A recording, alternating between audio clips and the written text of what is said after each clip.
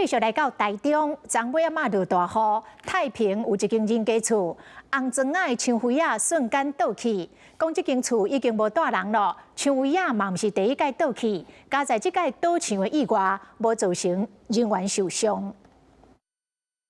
大雨是落袂停，水沟挂嘛一直咧出水。想袂到后一秒，红砖仔围墙砰一声就倒去，沙土水嘛一直流出来，场面是真惊险。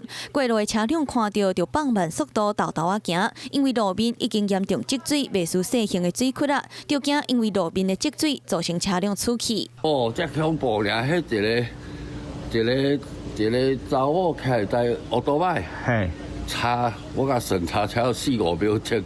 伊就不准踩啊！对这出来足大个啦，当时赛车伊才过，啊这拢倒在路中去。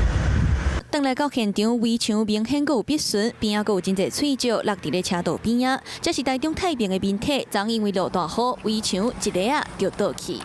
到一个铁挂，会当掀开，会当清，污泥拢来塌伫这个水沟仔遐。啊，到尾啊，这个水一个蹲地。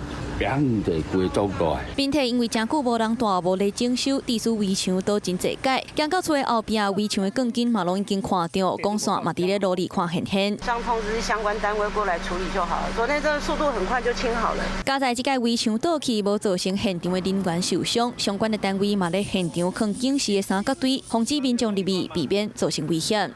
Hello， 我是雷亚，想要抢先掌握最及时的新闻资讯吗？赶快订阅、按赞、开启小铃铛，锁定华视新闻 YouTube 频道。